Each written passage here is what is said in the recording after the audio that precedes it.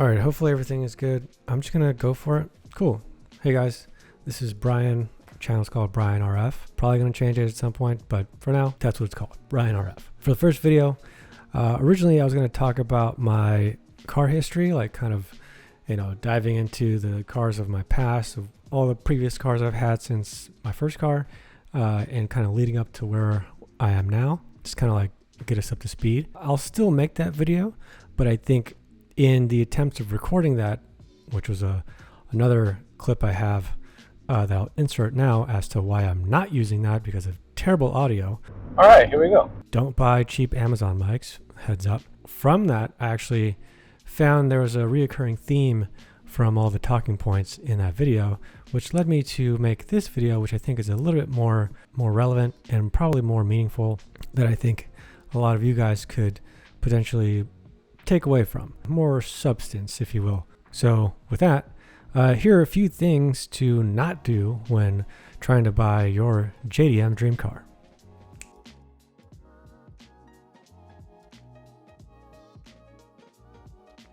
So starting off, I think I'm just going to jump into the biggest point instead of saving it for last, because I think this is the most important piece of advice that I would give anyone, because I've done this several times already, and it's definitely not smart. And after watching tons of financial education videos, finance advice videos like Graham Stephan and all those guys, don't take out personal loans.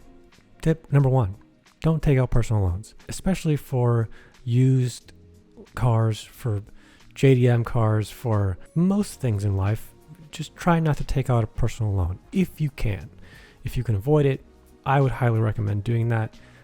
It's always better to just save up your money and do it with cash if possible. I didn't have that, so that's why I chose the loan route. It worked out in the end, sure, but it definitely was not advisable. And also, most personal loans have crazy high interest rates. I think mine were like between, 16% to like 24%, something like that. Yeah, and sometimes they don't give you good monthly payments, or it's all depending on your credit. I didn't have good credit at the time, so that's kind of why all this kind of started happening.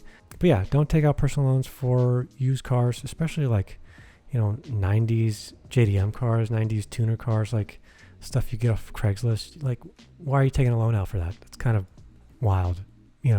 There's probably more important things you should be saving your money for.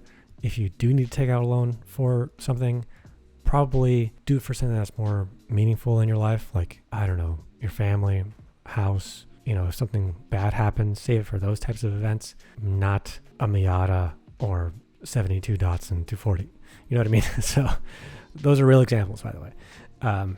Cool. Going into number two. This is just a general piece of advice. Don't rush into things.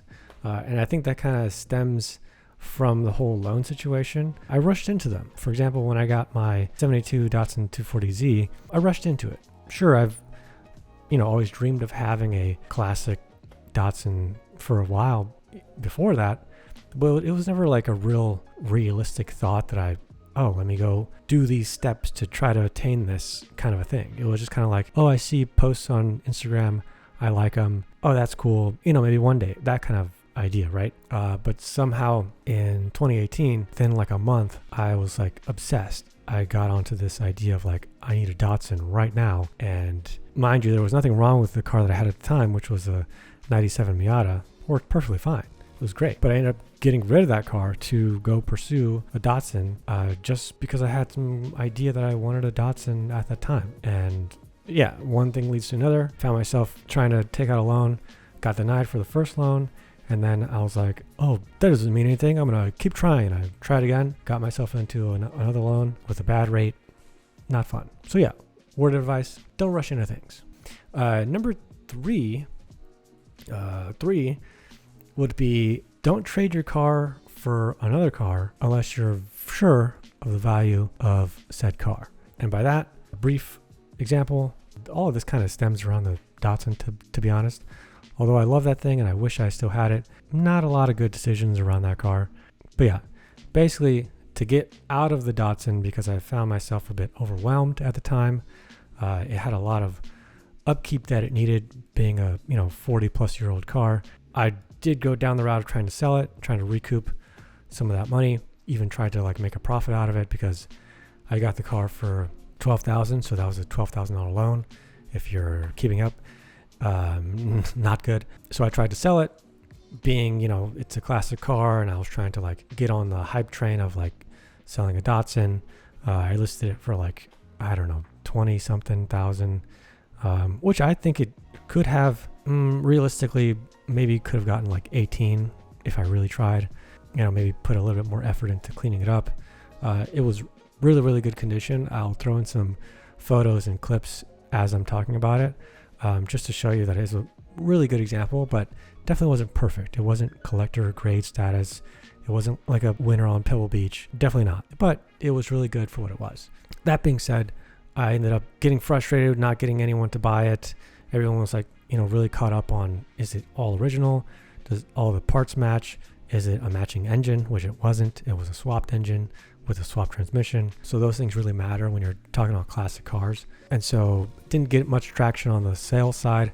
So I ended up going on to, you know, who's willing to trade me for something, right? And one of the first ones that I've found that was willing to do it was a 97 240SX Koki that also had a SR20 swap, which, you know, it is what it is. I have nothing against the guy that I got it from. Like, terrific transaction, amazing, no ill will, none of that, right? This is not about the person. It's specifically about me doing my due diligence of doing the research, understanding what I'm getting myself into, and just not rushing into things, as I mentioned before. So basically, the reason why I say don't trade your car for something that you're not sure of the value of, I got the 240SX, and although it was really solid, it had a clean body, everything was original aside from the engine. It was obviously swapped. The transmission was also swapped. So, you know, similar situations from both cars. But I think it was the not knowing of what had been done to the car before, the quality of the swap that was done for it. And the guy that I got it from, he also wasn't the one that did the swap. He got it from someone else. So it was like this, you know, telephone game of like who did what kind of a situation, right? So it was hard to really know of the quality of work that was done to the car before I got it. And so that's why it's a little bit hard to know when you're dealing with that kind of a thing. So yeah, it was a fair swap, a fair trade. So there was no cash on either side, which was fine. I think I was just kind of rushing to get into something that was a little bit more, I guess, digestible, or something that was more up my alley, even though, you know, SR20 swap 240s are not a walk in the park, to say the least. So yeah, basically, if you're looking into selling your car to get something else, or trading your car to get another car, do your effort, do the research, know what you're getting yourself into, make sure it's an even trade, or ask for cash on hand on either side if you have to pay or if they have to pay. Take your time. That's the main point. Getting into one of the final points of this video before I drag this on too long. Another general note, don't get into something that you're not mentally ready for or financially ready for. It kind of stems from all the points I'm talking about. Don't take out loans. Don't rush into stuff. Don't get into a 40-plus-year-old car that you're not ready for. Don't get into something that's going to give you anxiety and stress you out. So yeah, do the research on the car, but also do the research on yourself. And a final point, I think this one's kind of relevant for a lot of people, especially for me, is don't go and get a new car just because you're bored of the car that you currently have. I find myself doing that a lot, where I have a car, it's perfectly fine, runs well, it's a dream, and then I'm browsing on Craigslist or Facebook, whatever, just looking for the next thing, and it's like you got to have that fix, right? The what's next. I'm, even though I haven't even done a single mod on the car that I currently have, why am I bored of it already, right? That's more of a reflection on me, if anything, not the car. I think that's a really good point to end it on, and something I feel like a lot of us can relate to is, wanting to jump from one project to the next, even though we haven't even finished or touched the project that we currently have. But yeah, just wanted to share a few thoughts, a few points of things that kind of resonated with me from my past car history. I'll definitely want to post that video of my actual car history of cars I've had since I was a kid, since my first car when I was 16. I still want to post that, so check back for that. This is my first video of hopefully more videos to come, and also this is just me finally putting out something, because I've been dragging my feet on making this video, and I think it's finally time for me to just get it out there, get that momentum. And in another point of advice, if you're looking to make a YouTube video, a YouTube channel, don't wait, just do it. I've been procrastinating for very long for mine, and this is me saying I'm going to wrap this up, edit it, and post it, so you do the same thing. So yeah, anyway, thanks guys. Hopefully this wasn't too cringy. I'm trying not to be like all quirky and like character and all that shit, because I'm just trying to be as real as I can, make this thing work, have fun, just have something that I can really enjoy outside of my regular work life and all that, because it's good to have a creative outlet and do something you enjoy. And I like cars, and I wanted to talk about it, share my experience with cars that I have. I'll do some more videos on my current car, which is a 99 Miata NB. A lot more of that to come. So yeah, check back for more content. Appreciate you guys. If you liked it, like it. If you don't. It's cool with me. Appreciate it. Thanks guys. Subscribe if you're into that, and I'll catch you on the next one. Bye bye.